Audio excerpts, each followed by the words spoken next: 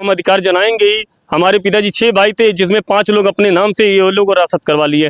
5 में से एक हमारे पिताजी को एकदम बेदखल कर दिए।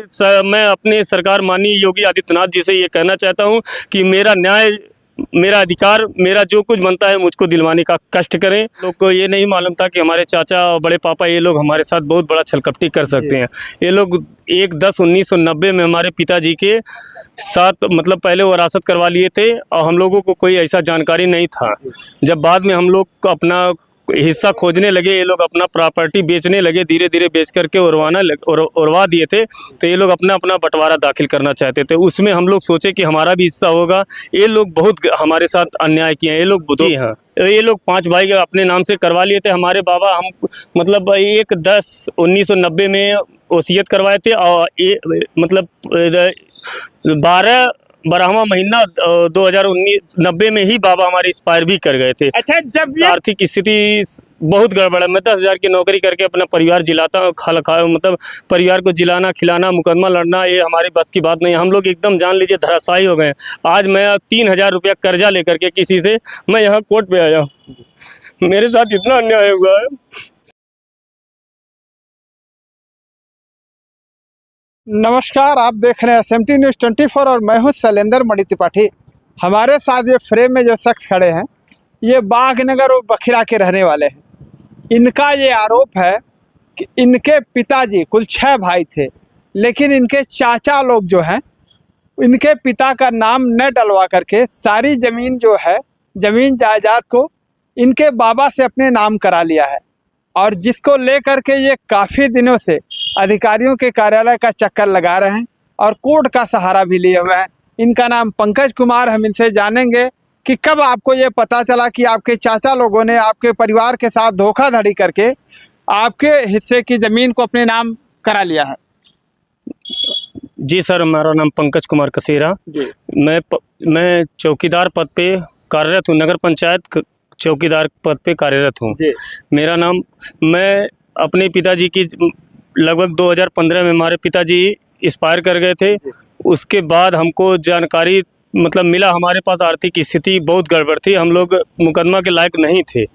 इसी के कारण हम लोग थोड़ा सा, हमारे चाचा वाचा हम लोग को मिला करके चलते थे। हम लोग को ये नहीं मालूम था कि हमारे चाचा और बड़े पापा ये लोग हमारे साथ बहुत बड़ा छलकपटी कर सकते हैं। ये लोग 1/10/1990 में हमारे पिताजी के साथ मतलब पहले वरासत करवा लिए थे और हम लोगों को कोई ऐसा जानकारी नहीं था।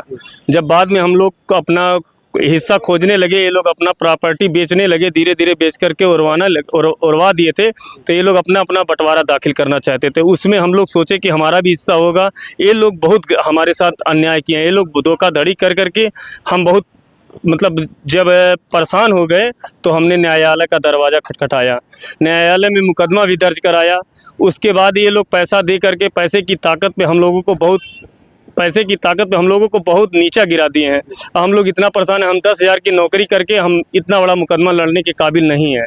हमारा जो अधिकार बनता है माननीय श्री जिलाधिकारी महोदय को, माननीय मुख्यमंत्री योगी आदित्यनाथ जी को और 1076 पे हमने कॉल भी किया है और हमारा कहीं पे मतलब सुनवाई तो हुआ, हमारे पास प्रशासन आया, लेकिन हमारे पास कागज़ का मामला थोड़ा कमज़ोर हो जाने के कारण हमारी सुनवाई कहीं नहीं हो रही है।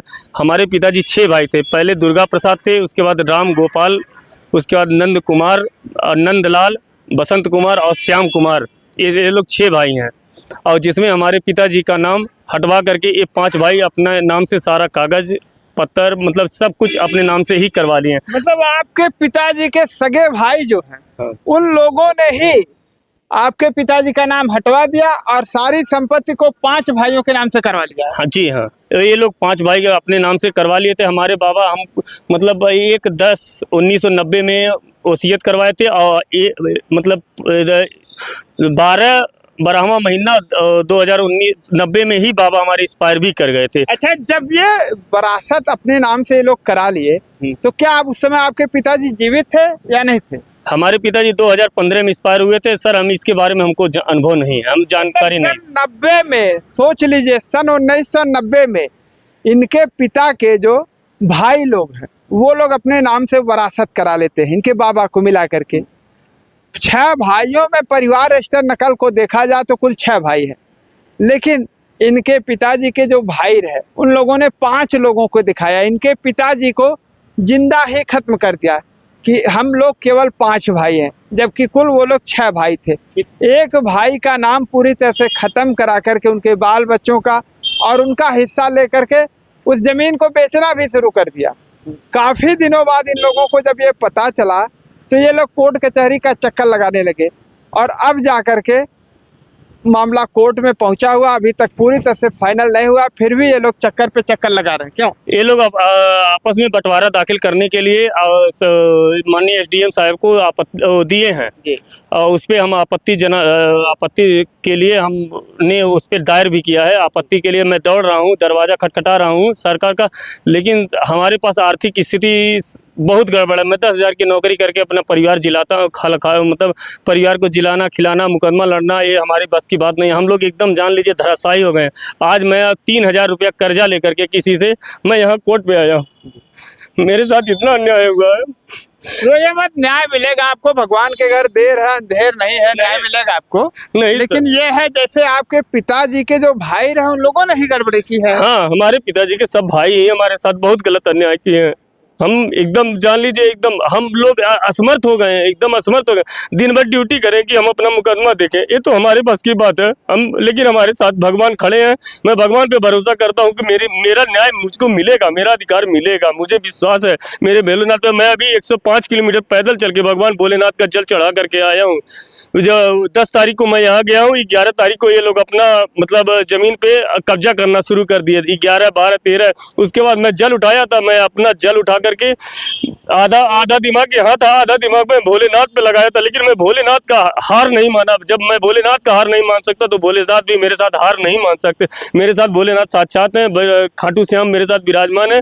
मुझे विश्वास है कि मैं एक दिन मुकदमा जीतूंगा। ताकत है मेरे पास भगवान है, तो सब कुछ है। मैं ईमानदार हूँ और पूरे अपने पिताजी के भाइयों से, जो आपके पिताजी के 5 भाई, उनसे कभी नहीं बातचीत किया कि आप लोग आखिर मेरा हिस्सा कैसे ले लिए? सर मैंने इस मामले पे बात भी किया उन लोगों से। वो लोग कहे कि तुम्हारा है क्या। अभी मैं 10 से 15 दिन के पहले गया था बगीचा पे एक बेलपत्र तोड़ने के लिए, तो कोई उनके पास फ़ोन कर दिया। तो वो बोले, तो हमारे पास फ़ोन किए कि तो मतलब तुम्हारा है क्या वहाँ पर। मैंने बोला तुम कौन बोल रहे हो। हमने कहा कि हम पंकज बोल रहे हैं। उसके बाद इन्होंने क्या कहा, तुम्हारा है क्या उस पर जाते हो अधिकार जनाने के लिए। मैंने कहा ठीक है, हमारा कुछ नहीं है तो हम तो अधिकार जनाइबे करेंगे, क्यों नहीं। हमारे पिताजी का है तो हम अधिकार जनाएंगे ही। हमारे पिताजी 6 भाई थे, जिसमें 5 लोग अपने नाम से ये लोग विरासत करवा लिए।